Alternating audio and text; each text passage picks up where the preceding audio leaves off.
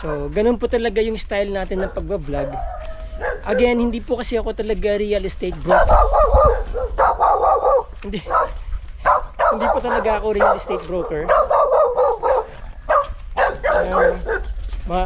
Yung aso, galit sa gwapo.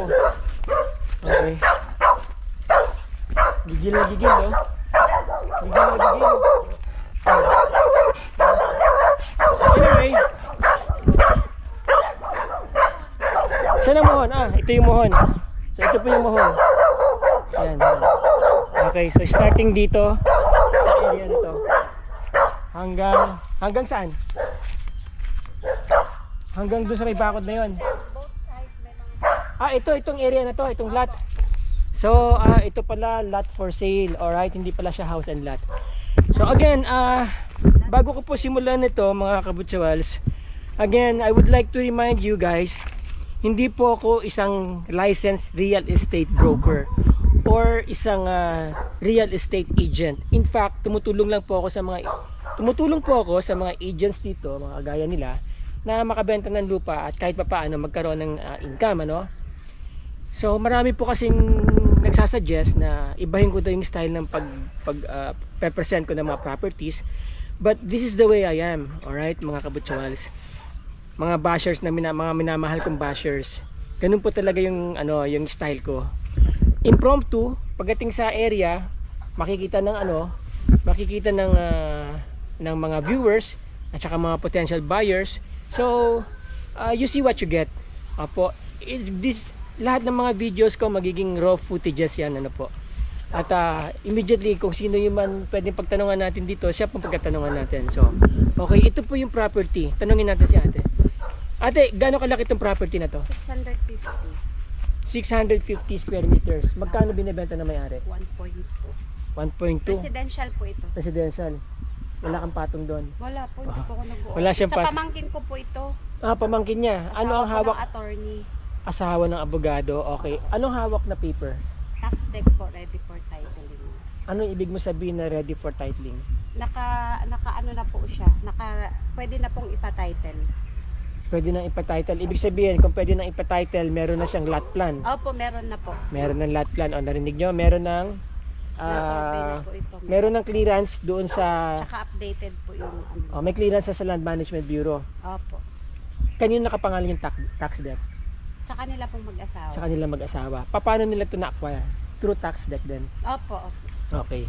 So, again, pakita ko sa inyo yung property. Yan. 650 square meters. Ang frontage niya, mas malaki ang frontage niya kaysa po doon sa side, yung haba niya. Ang front, kung mapapansin niyo, may bakod na kayo kaagad sa likod, do. So, ang frontage niya, I think, 1, 2, 3, 4, 5, 6, 7, 8, 9, 10, 11 times 3, about 30 meters ang frontage. Ayan, 30 to 35 meters ang frontage.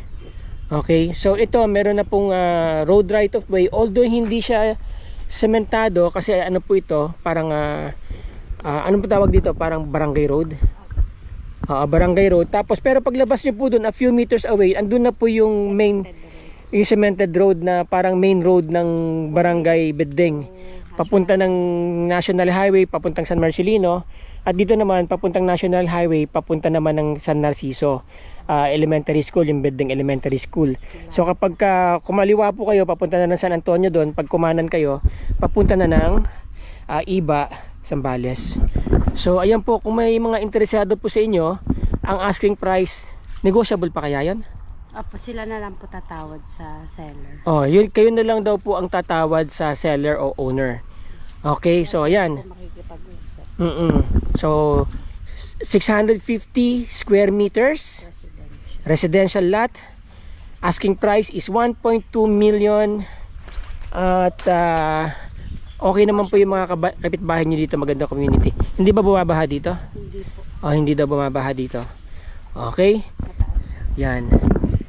So again, mga kabutsawals, mga kaibigan, mga ma'am, sir, at sa aking mga minamahal na bashers dyan, okay, kontakin nyo lang po ako dyan sa aking number, Viber, WhatsApp ko dyan, yung aking telephone number, nandyan na rin, ano po. Text nyo muna ako bago kayo tumawag. email ko at saka yung aking Facebook account, i-message nyo po ako doon. Sasagutin ko po kayo kaagad. At kung interesado po kayo, i-connect ko po kayo kaagad sa owner. Tama? Ko-connect natin sa owner. So, ibig sabihin, pag may nag-inquire sa akin, pwede ko nang idiretso sa owner. Opo. Oh, so, yun. Ako lang naman po ang may hawak. Oh, siya lang naman ang may hawak nito. Bilhin nyo na to. Sabi nga nila, don't think of the present value, but think of the future value. Diba? In magandang investment po to. Yan, lalo na ngayon, tumataas ang mga presyo ng property sa Zambales. Ang bilis. Hindi ko alam kung bakit, pero nagtataasan. Ang dami pong bumibili dito ng properties. So there you go mga kabutsawas, doon tayo galing yung property, ano? So palabas tayo ngayon. So ito, para makita nyo lang yung paglabas natin from sa property na yon. Okay, so ayan po, ayan.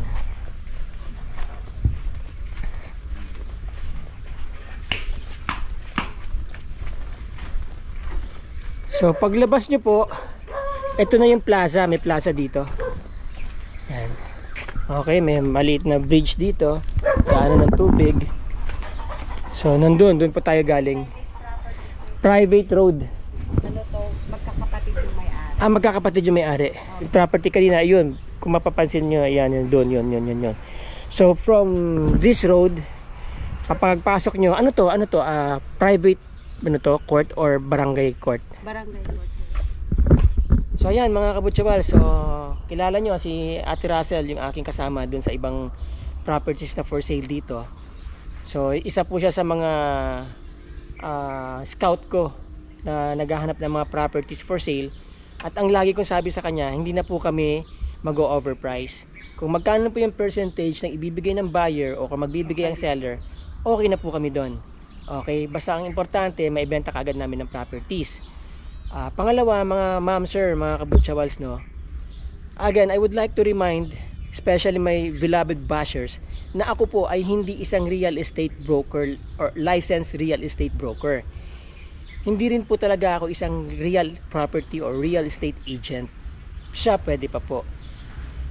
What I do in this channel is I help them sell the property so they can get commission. At ako naman, pwede rin nilang bigyan commission, di ba? And for all we know, I'm also earning as a YouTuber, as a content creator dito po sa akin channel.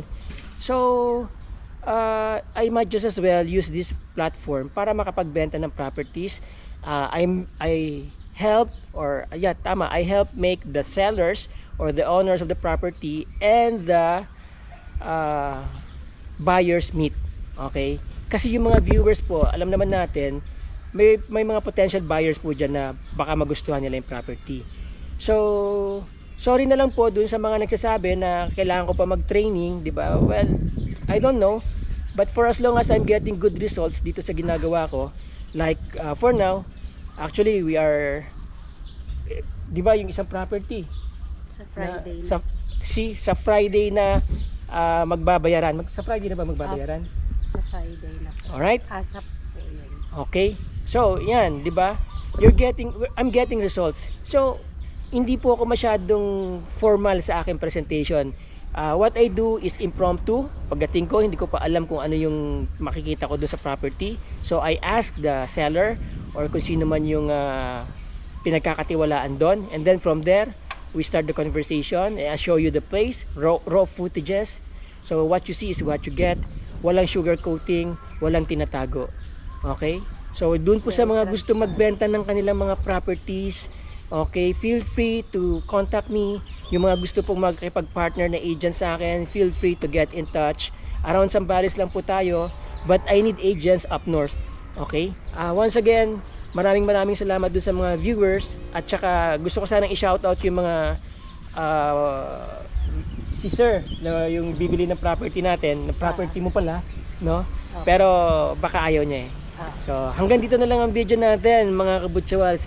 Maraming salamat po, lalong-lalo na sa mga minamahal kong bashers. Sana lagi po kayong masaya. Alright.